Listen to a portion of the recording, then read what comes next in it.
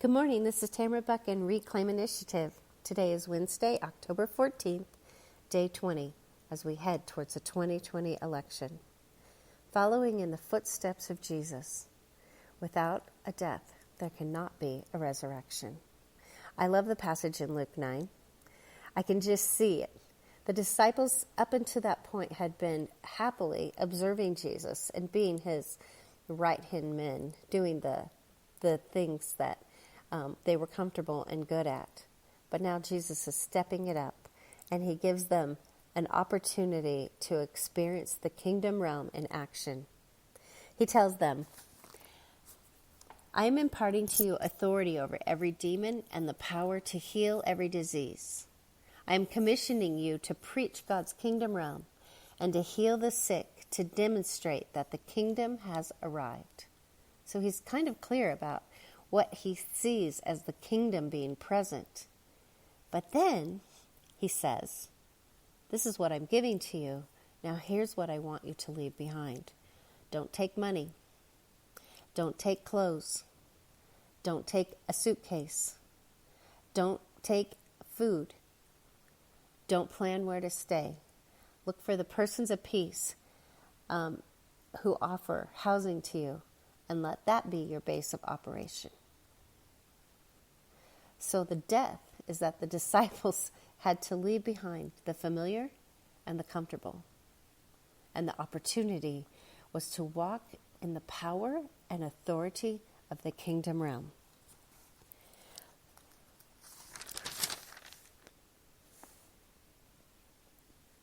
See, when we were originally created in the garden, God's purpose for us was to walk in the dominion and authority of the kingdom of the garden, and to expand it, and to see it expand over the whole earth. There's a joy in the partnership of King Jesus, but due to the last season that we've been in, we've really lost sight of that and had very few experiences with it. But in this first action, Jesus was showing us how he would be present. He is always faithful to provide. He is present spiritually, even if we don't see him physically. And he releases the realm of the kingdom over us.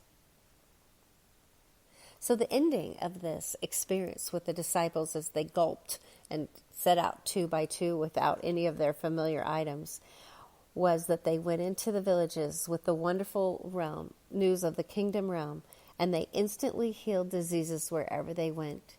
And when they got back, they said to Jesus, even the demons obeyed us. And they were filled to overjoy with the experiences that they had had, because they knew they had tapped into something that was so different than what they'd ever experienced.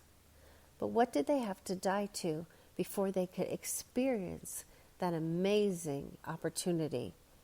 They had to die to the expectation that someone else would do it. I think that in Christianity, we've really been given that expectation just by virtue of going to church.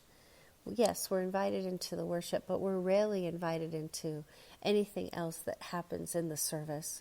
We sit and watch, receive, and go home. But Jesus is changing it up, and he says, I don't want you to be a passive observer any longer. I want to do this full-fledged, full-on with you. Secondly, the disciples had to die to their fear of failure. Their fear that they're not going to get it right. The fear that God's not going to show up for them. The fear that they won't be provided for. All those fears that get built up through the years, through our disappointments of when we didn't see things happen. And then they become doors that close to God's desire to work in us. And finally, they had to die to old religious ideas and practices. So we have to let those go to take up the new and discover the ways of the kingdom.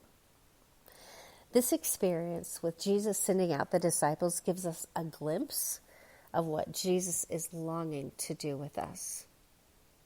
And as I think about how this passage applies to the 2020 election, the 3 diseases that I see right now, there's more, but I'm just going to mention 3, is that there's the disease of division. And a lot of disease over accusation of people that aren't like us. That's become very pervasive and is infecting us with discouragement. Then there's the disease of fear, the fear of the unknown, the fear of what's going to happen, the fear of all these systems breaking down. And then there's the fear and the disease of racism. It's really interesting to see that so little progress has been made through the years. Yes, we're seeing some breakthrough, but there's still far too much of it. But Jesus is saying, if you'll partner with me, I'll partner with you to heal the disease of division, to heal the disease of fear, to heal the disease of racism. What will you do? Will you lay down the familiar and the comfortable and step into the unfamiliar so you can accept the challenge of invitation to partner with King Jesus to see the kingdom realm be released from heaven to earth? May it be so. Amen.